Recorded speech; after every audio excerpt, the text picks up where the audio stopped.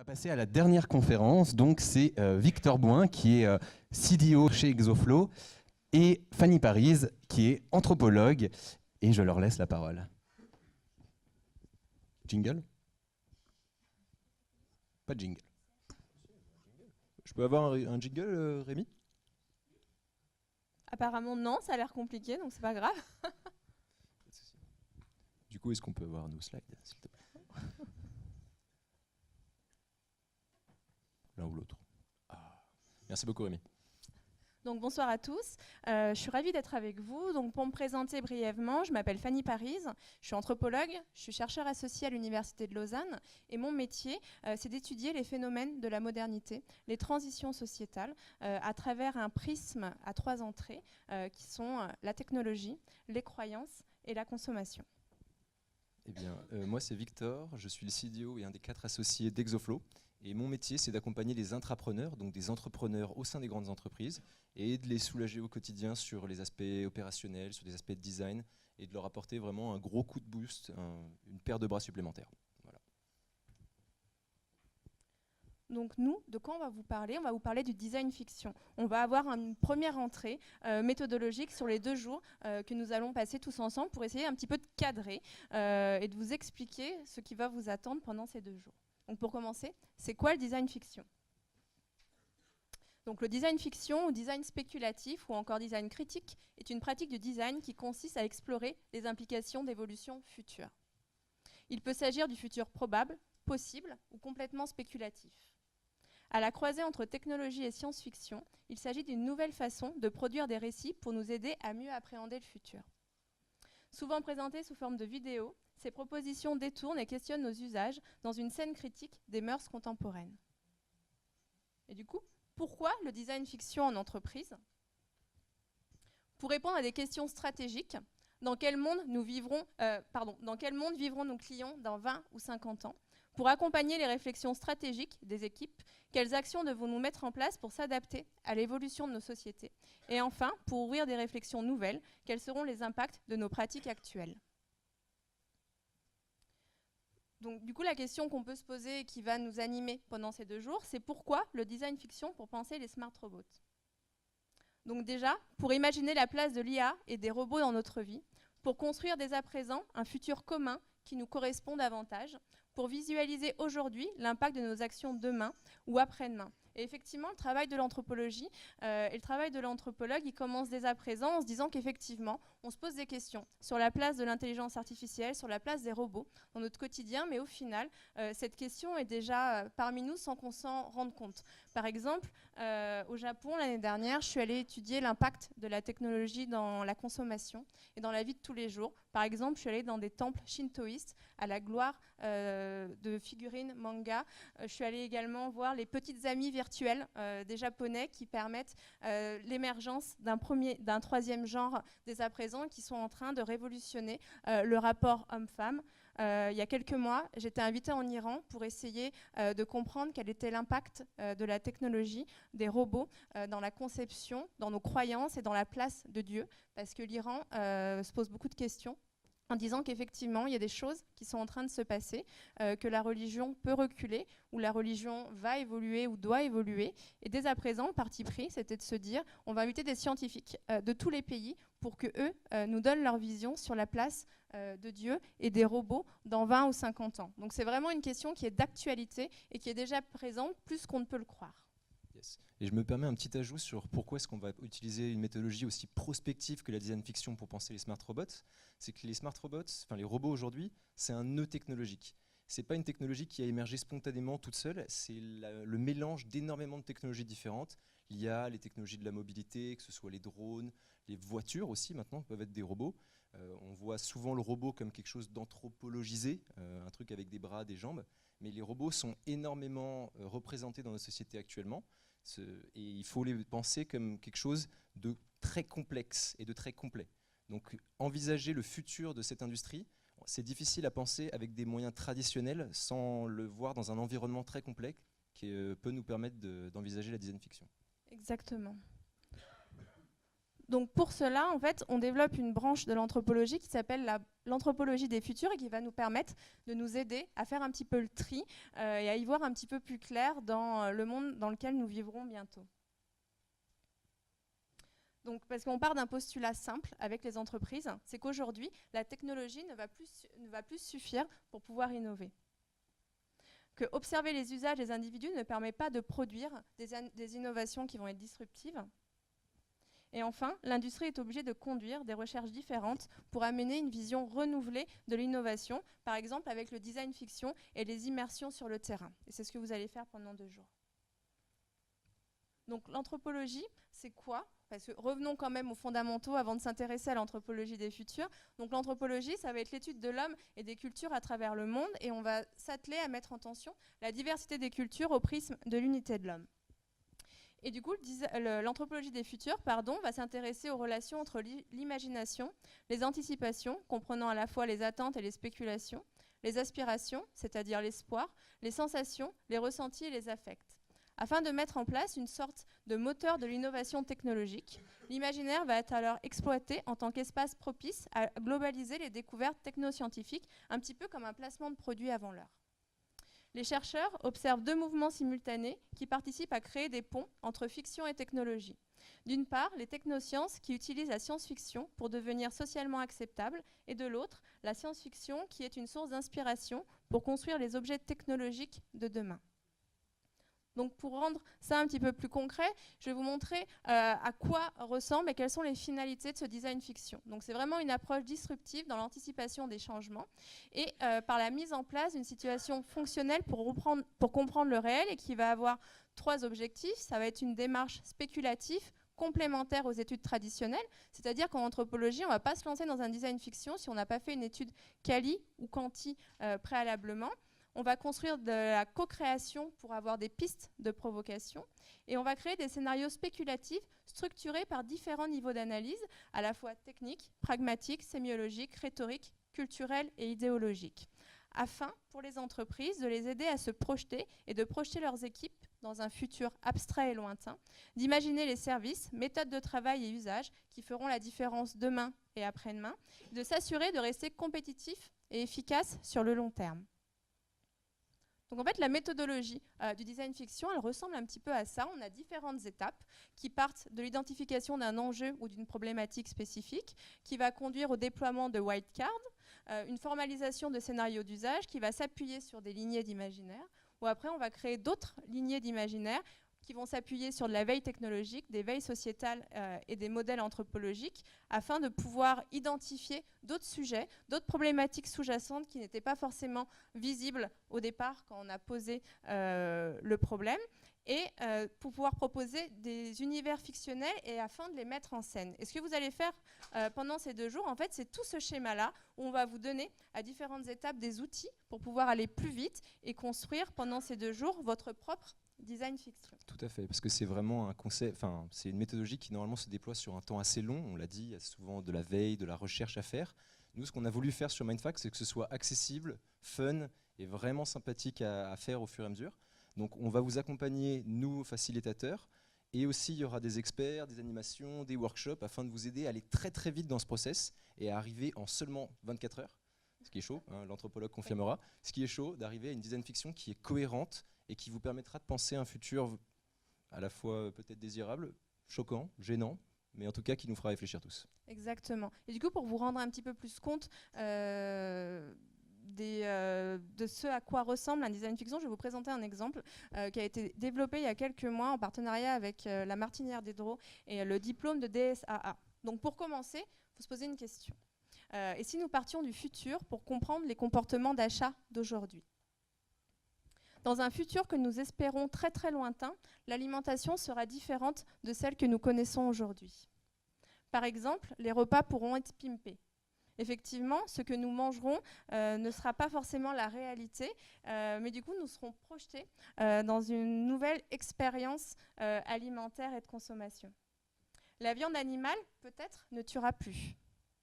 Effectivement, comme vous le savez, les lézards ont la queue qui repousse, donc ce serait peut-être une solution pour pouvoir avoir une viande animale qui ne tuera plus.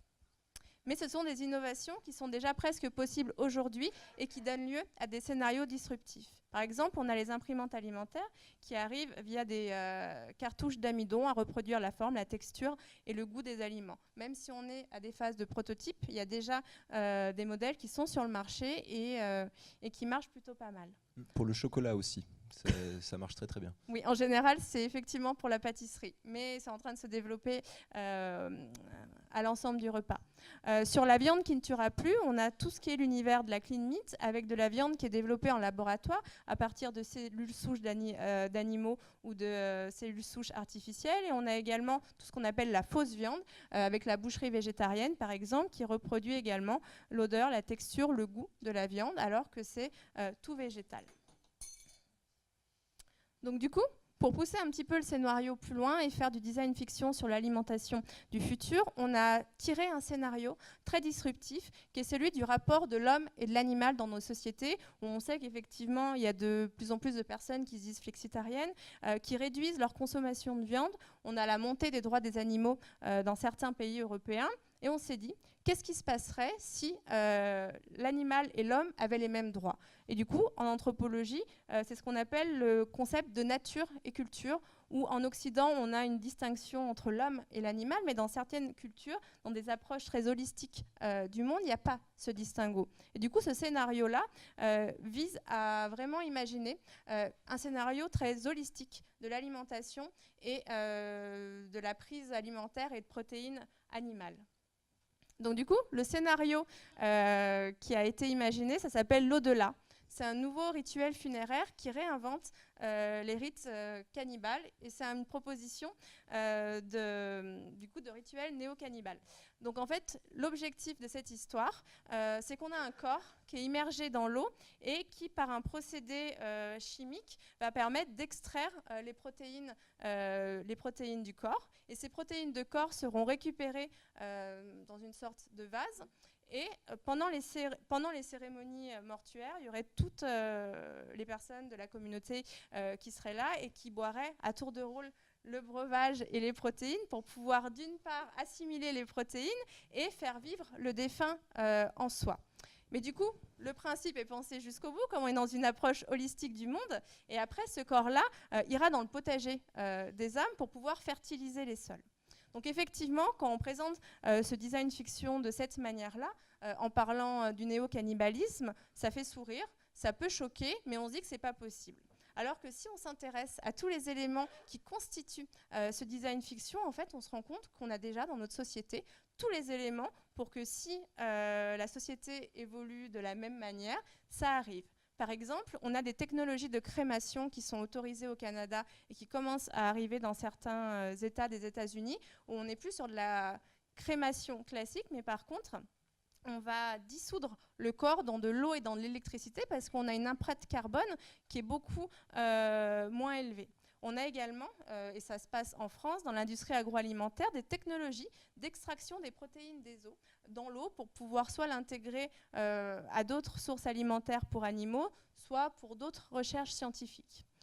Sur le fait d'avoir un potager des âmes où on ira mettre le corps du défunt dans le jardin, on a de plus en plus de projets de designers, notamment en Italie, qui imaginent un nouveau cercueil qui serait un œuf biodégradable. Et du coup, l'idée, ce serait d'aller mettre ce corps dans ce cercueil-là, de le mettre dans une forêt, d'avoir un arbre dessus. Et l'idée, ce serait de se dire que peut-être, dans quelques années, nous n'irons plus voir nos défunts dans des cimetières assez froids avec du marbre, mais dans des forêts pour leur rendre hommage. Et dernier point, le cannibalisme est toujours d'actualité dans de nombreuses cultures. Par exemple, au Japon, ce qu'il faut savoir, c'est qu'on a le droit de manger une partie d'un autre être humain si celui-ci est d'accord. Et tous les 3-4 ans, il y a régulièrement dans la presse des histoires de personnes à qui on a mangé une main ou même des parties intimes pour pouvoir financer une opération chirurgicale. Donc, à partir de là, quelque chose qui paraissait totalement disruptif et déconnecté de la réalité se dit qu'effectivement, d'un point de vue technologique, d'un point de vue anthropologique et d'un point de vue environnemental, ce scénario a des chances probables, possibles ou lointaines d'exister. Et pourquoi on fait tout ça? C'est pour penser le monde d'après, un monde où les règles auront dû changer. Merci beaucoup. Du coup, ce monde d'après, je pense qu'il y a un moyen, un outil qu'on peut utiliser pour le penser. Et c'est quelque chose qu'on voudrait vous emmener, enfin 2 outils même pour être précis, pour vous emmener à penser un petit peu ce monde de demain qui sera complexe à envisager, peut-être même avec du cannibalisme dedans, hein, on ne sait pas ce qui va nous attendre. Sans doute d'ailleurs. Ce premier outil dont on va pouvoir se servir, c'est le Jugaad. Le Jugaad, qu'est-ce que c'est? C'est faire plus, beaucoup plus, avec moins. Pourquoi est-ce qu'on aurait besoin du Jugaad dans le monde de demain? Tout d'abord parce qu'il faut regarder un petit peu le monde d'aujourd'hui. Aujourd'hui, comment est-ce qu'on pense le monde? On le pense comme un monde dans lequel il faudrait qu'il y ait absolument un plein emploi, hein, l'emploi pouvant être à peu près tout et n'importe quoi, et dans un monde où les ressources seraient illimitées. Je pense, du fait de nos interventions précédentes, qu'on n'est pas vraiment dans un monde où les ressources sont illimitées, et on est plutôt dans un monde où le travail prendra de nouvelles formes. Et pour faire ce passage entre le monde d'avant, où on imaginait que tout allait bien se passer, que la planète n'allait pas prendre feu, ça va être plus compliqué de l'imaginer si on ne fait pas beaucoup plus avec beaucoup moins, car on aura beaucoup moins de ressources dans le futur. Le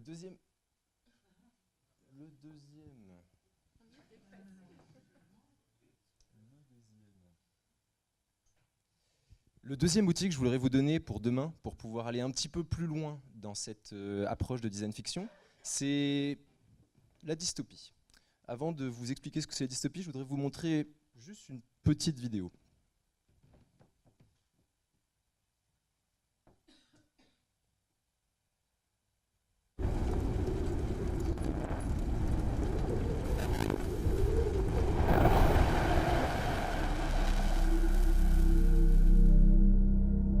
Virtual reality. Another man down. 1-3, let's try to get our formation back. There's another stampede coming. Roger that.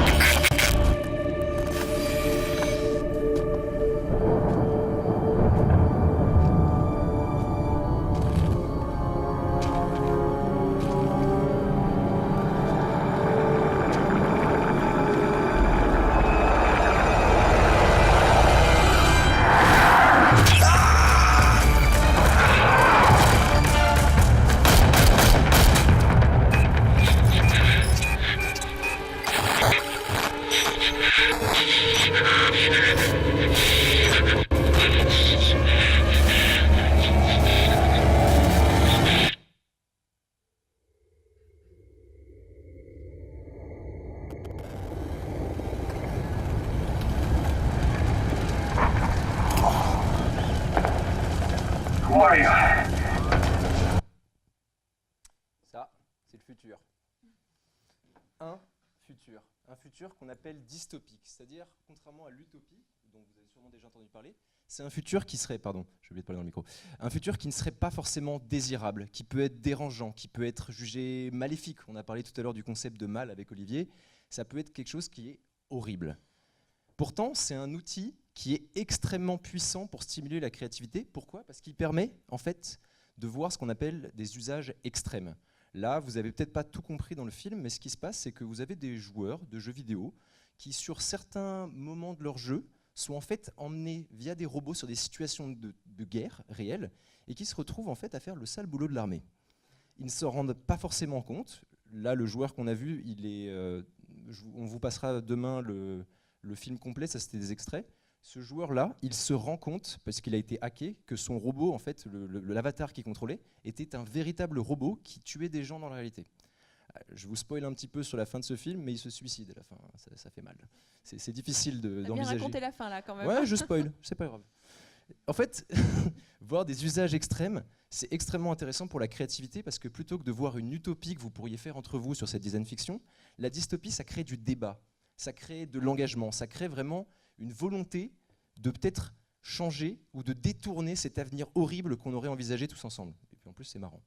Pourquoi est-ce qu'on pourrait aussi voir ces usages extrêmes comme quelque chose de très positif ? On pourrait les détourner. Prenez par exemple un détournement qu'on pourrait faire pour améliorer la recherche en se basant sur la design fiction qu'on a vue avant. Des robots sont utilisés via des joueurs un petit peu partout sur la planète. Aujourd'hui, la recherche est de plus en plus robotisée. On envoie des sous-marins, des drones explorer un petit peu partout. On aurait besoin, du coup, de simplement une connexion Internet et de lier ces drones à des jeux éducatifs qui pourraient faire la promotion de la science ou engager des chercheurs qui sont beaucoup plus loin et qui n'ont pas le droit de participer à ces explorations. Ça rendrait la science un petit peu plus jougade. On ferait beaucoup plus avec moins. On pourrait aussi avoir une action préventive ou des contre-mesures contre ces scénarios disruptifs. Par exemple, vous verrez, si vous regardez ce soir ou demain ce petit short movie Omeoleto, vous verrez que le jeu vidéo en fait, crée énormément d'isolement dans ce futur dystopique. Et cet isolement, en fait, il n'existe pas vraiment. Lorsqu'on joue à un jeu vidéo, tout ce qu'on cherche à faire, c'est rentrer en interaction avec d'autres choses, d'autres objets, quitte à les tuer. Là, il est en train de faire un jeu de shoot. Là, ce qu'on pourrait imaginer dans ce futur et comment est-ce qu'on pourrait le contrer, c'est rendre les jeux beaucoup plus sociaux, utiliser ce temps qu'on pense passer tout seul, peut-être à discuter avec des seniors, aider des pompiers dans des situations, par exemple si on a une catastrophe, en aidant en devenant maître d'un petit drone relativement cheap qui permettrait de faire du repérage de naufragés, leur apporter des beacons, leur apporter des ressources. Et enfin, ce qui est intéressant avec ces usages extrêmes, c'est qu'on peut extrapoler dessus. On imagine demain un monde où le travail sera différent, mais comment est-ce qu'on peut l'imaginer avec de la robotique intégrée dedans ? Prenez une usine. Lorsqu'elle lance une nouvelle production, vous avez des ouvriers qui viennent travailler, qui s'installent sur une chaîne d'assemblage, et une fois que la chaîne est prête, on produit en masse. Pourquoi est-ce qu'on ne pourrait pas tout simplement faire venir des ouvriers qualifiés qui font une fois ce travail compliqué ? Pendant ce temps-là, des robots apprennent et s'occuperont de refaire les tâches compliquées, fastidieuses, et d'animer la ligne de production ensuite. Encore une fois, c'est faire plus avec moins.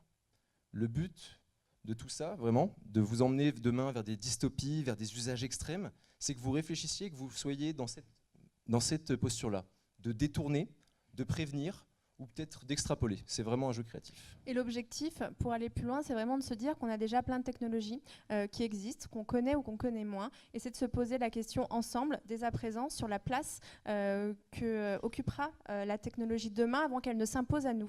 Et on est vraiment dans une logique de co-construction, en se disant qu'effectivement, dans ce monde qu'on veut ou ce monde qu'on ne veut pas, quelle place elle aura, est-ce qu'elle sera positive, est-ce qu'elle sera négative, et comment nous, on se projette là-dedans.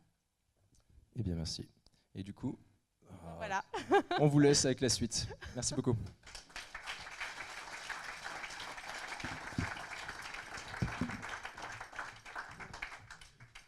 Merci beaucoup Victor et Fanny pour cette petite introduction à ce qui va se passer ce week-end.